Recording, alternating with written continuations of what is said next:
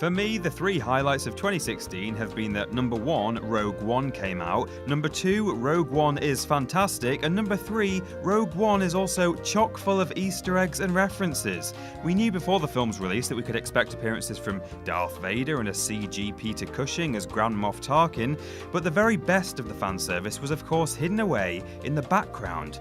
And we reckon we've spotted a few things. I'm Peter from WhatCulture.com, and here are 40 Rogue One Easter eggs and references you must see. Spoilers, so many spoilers. Oh god, the spoilers. Number 40, the opening. Prior to the film's release, contention surrounded the news that there will be no main saga-style opening crawl. However, despite this, director Gareth Edwards still managed to use the film's opening to tie it into the franchise. We're informed as ever that the events of the film took place a long time ago in a galaxy far, far away. The very first shot of the movie is way out in space, which is how every episode has begun, and the main Rogue One title is shown in yellow text, gliding through a starfield. Sure, the iconic crawl might not have featured, but Rogue One's opening still has an air of familiarity. Number 39, Wobani Kenobi. At the very start of the movie, Jyn is held at an Imperial labor camp on a planet called Wobani, which the eagle-eyed among you may have noticed is an anagram of Obi-Wan. It's a cute tribute to a fan-favourite character, but not the only one. Number 38, Godzilla. Director Gareth Edwards confirmed prior to the film's release that a number of Easter eggs would feature amongst the paintings on the cave wall of Saw Gerrera's hideout. Speaking to the Star Wars show, he claimed that sketches of Mutos and Zilla himself appeared on set overnight, stating, "They did it as a joke. I came in one day and spotted it during the middle of a take."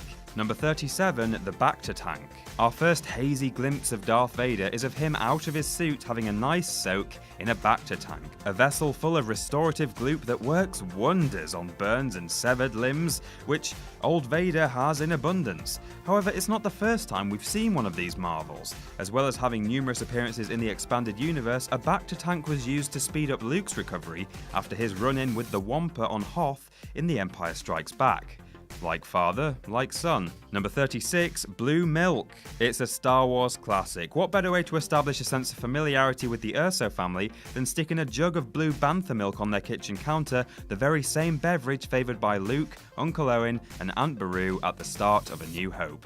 In fact, they even have a handful of moisture vaporators outside their farmhouse, which suggests that we really are meant to be building that mental association between the two groups of characters. Just like the Lars family, the Ursos are innocent, humble people who've become wrapped up in something unfathomably momentous. Number 35, Saw Gerrera. Viewers who aren't so into the wider Star Wars universe may have been a little confused as to why attention was focused so heavily on Saw Gerrera's death, considering he'd only had a few minutes of total screen time up to that point.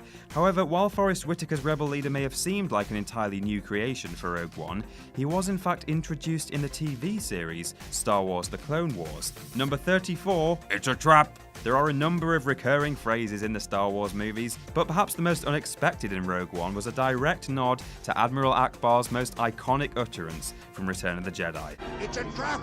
Fortunately, it came from Saw Gerrera and not the film's token Mon Calamari, Admiral Raddus. That would have been a bit much. Number 33, Edu 426. Gareth Edwards admitted ahead of release that he attempted to include nods to all sorts of films in Rogue One, including The Thin Red Line and Blade Runner, but one of the more noticeable was the design of the planet Edu, which many fans have noted for bearing an uncanny resemblance to LV-426, the moon on which Ridley Scott's xenomorphs are first introduced in Alien. Number 32, Jordan from Rizzle Kicks. One half of English hip-hop duo Rizzle Kicks, Jordan Rizzle Stevens, has a cameo in Rogue One's third act as a Rebel Alliance soldier who helps the heroes storm the beach on Scarif, but I'll be honest, I didn't spot this one. I even knew he was going to be in the film, but I still didn't spot it. He was right in the centre of frame, but I just didn't...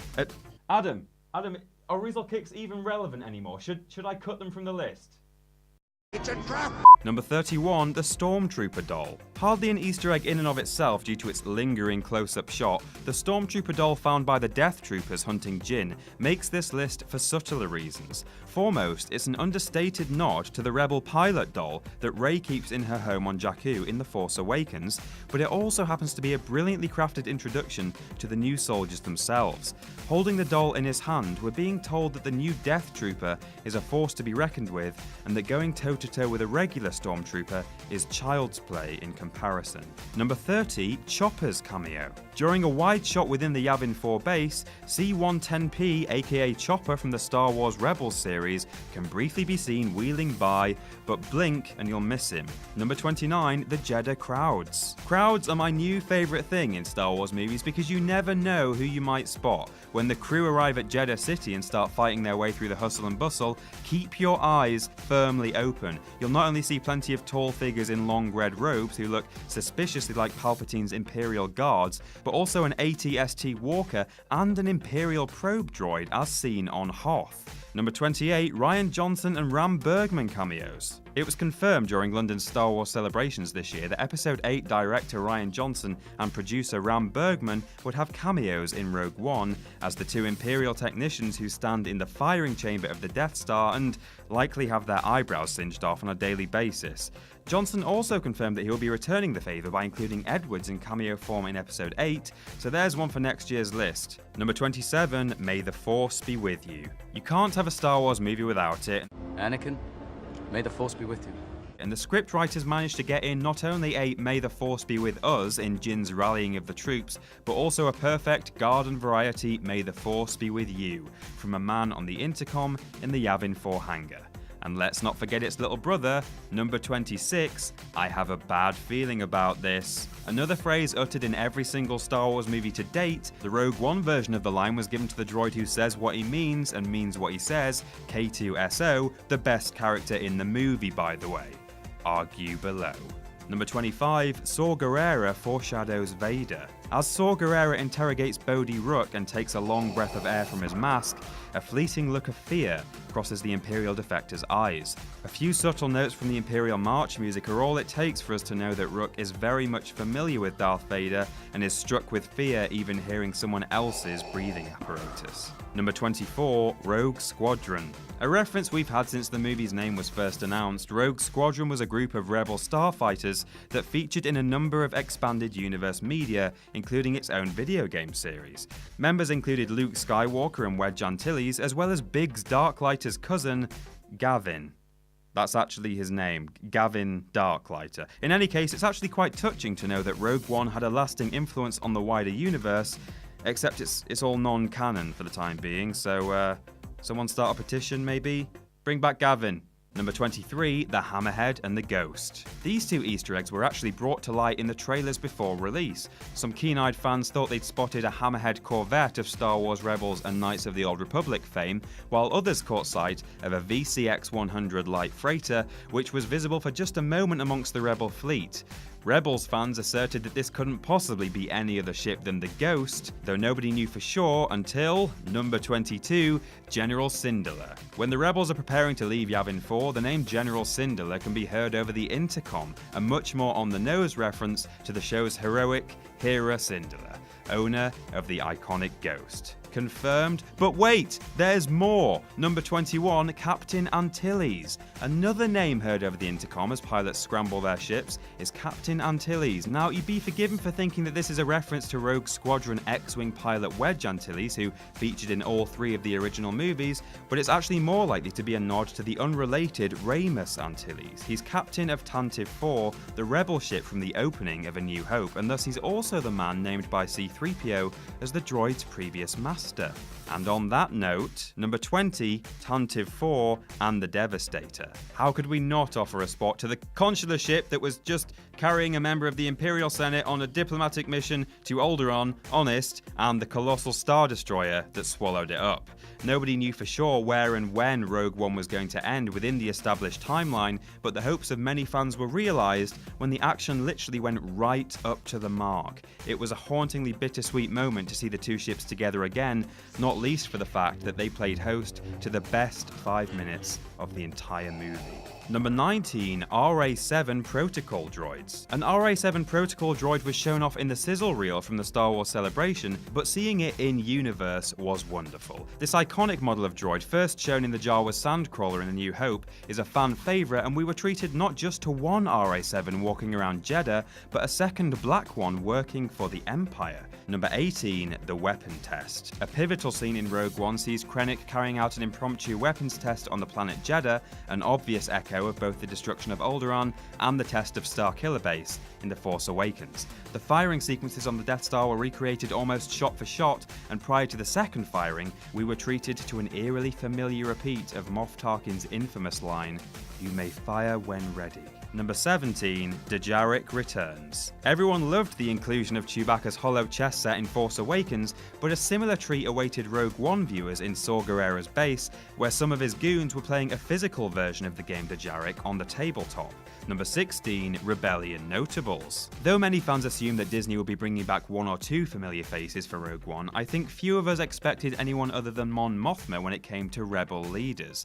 However, as if one or the other wasn't enough, we were treated to appearances from both Bail Organa, that's Leia's father, and a recast Jan Dodonna, who in A New Hope briefed the Rebel pilots before the Battle of Yavin. Number 15, the Dancing Twi'lek. There may be a war going on, but it seems there's always time for someone in the Star Wars universe to watch a scantily clad lady flail her head tails around. You will doubtless remember Oola performing such a dance in Jabba's palace before meeting a sticky end, but in Rogue One, it was Saw's soldiers who were enjoying the show. This time, via hologram. Pretty cool. Number 14, Bail's fate. A poignant moment that again adds weight to A New Hope was Bail Organa's announcement that he was going to head back to Alderaan to make preparations. What with the old expanded universe being retconned when Disney purchased Star Wars, Bail's fate was totally up in the air, but Rogue One was the bearer of the bad news. Leia's father did indeed head home, and therefore she's not only watching her planet go up in flames at the hands of the Death Star in A New Hope, but her father too. Grim. Number 13, nobody loses a limb. Fun fact, at least one person gets an appendage chopped off in each of the first 6 Star Wars movies, and a scene was cut from The Force Awakens in which Chewie rips Unkar Plutt's arm out of the socket. Messy. So it's an official first. No main character loses a hand, arm or leg in Rogue One, and while it's possible some of the background soldiers might have ended up in pieces, there was certainly no direct attention drawn to it, so we're calling it there, no limbs severed. Number 12, disguise. The heroes disguising themselves is a major Star Wars trope, so Jyn and Cassian donning Imperial uniform was a familiar sight. However, what was more subtle is they actually acquired the outfits in the same way that Han and Luke did in A New Hope, by hiding in the crawl space, luring Imperials on board, and knocking them unconscious out of sight. Number 11, a Jedi friend. An anagram was absolutely not enough of a tribute to our friend Obi, so it was warm hearts all round when Mon Mothma and Bail Organa shared whispers about a Jedi friend from the Clone Wars, quite clearly referring to Kenobi. Number 10, the Yavin Lookout. Fans were treated to the iconic sight of an Alliance soldier scanning Cassian's incoming ship from atop a pole in an almost identical shot to that of A New Hope, which shows the arrival of the Falcon on Yavin. Number 9, Galen Starkiller. A fun one for the gamers out there, the name of Jyn's father Galen might ring a few bells with you, as this was also the given name of Galen Marek, who became Starkiller, Vader's secret apprentice in The Force Unleashed. Number 8, Vader's Castle. One of the original plans for The Empire Strikes Back was to have Darth Vader residing in a large opulent castle designed by concept artist Ralph McQuarrie. The castle did eventually feature in various tales of the expanded universe and was located on a planet called Vajun, which was infamously plagued by acid rain. Interestingly though, Vader's castle in Rogue One is on Mustafar, the very planet where Vader was initially wounded by Obi-Wan. Number 7, R2 and 3PO. Not quite top 5 material because it's very much a reference rather than an Easter egg. How could we fail to mention the appearance of everyone's favourite droid duo? R2 and 3PO get a line of dialogue each as they watch the Rebel fleet head off to Scarif, maintaining their record as the only characters to appear on screen in every single Star Wars movie. Number 6, Black Saber. As Jin trawls through the Imperial database in the final act, one of the entries she reads aloud is Black Saber. This is likely a reference to the Dark Saber, a black-bladed lightsaber seen in the Clone Wars and Rebels TV shows, not to mention a number of expanded universe comics. Here's hoping we'll actually see one in a movie someday. Number 5, BT-15s are obsolete. In A New Hope, 2 stormtroopers are overheard talking about the new BT-16 perimeter droids. You seen that new BT-16? A throwaway line it seems at the time, but somehow this has paid off brilliantly 39 years later with a referential conversation between 2 stormtroopers in Rogue One who state that the B-15 is obsolete. Number 4, Red Leader and Gold Leader. One of the most unexpected hidden gems we found was the inclusion of unused footage from A New Hope during the Rogue One space battle featuring Gold Leader played by Angus MacInnes and Red Leader played by Drew Henley. You may remember the latter for taking the first shot at the exhaust port during the Battle of Yavin and missing.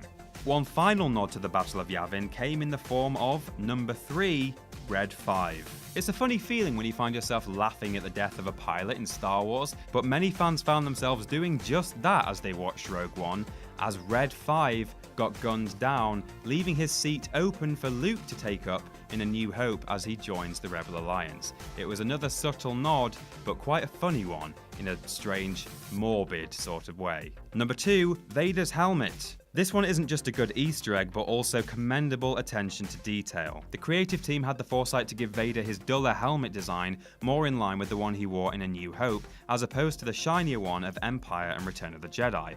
It wouldn't have made much sense if Vader had had a shiny suit in Rogue One, only to go back to his duller one in A New Hope and then get a shiny one back in Empire, so hats off for that internal consistency.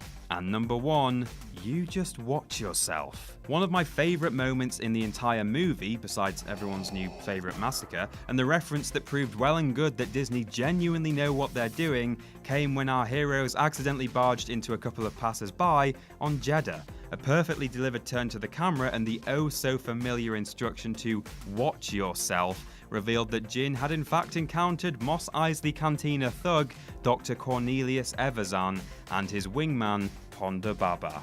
I'm sure there's some argument that it was unnecessary or jarringly convenient, but I believe the payoff was far too good to entertain the idea that it should have been cut. Well played, Lucasfilm. Well played. And that is our bloody massive list. But was it long enough? Doubtless we've still missed some Easter eggs, so please let us know what you spotted in the comments below. Don't forget, as always, to like, share and subscribe, and you can follow me on Twitter here and come talk about Star Wars if you like. I'm Peter from WhatCulture.com, and I'll see you soon.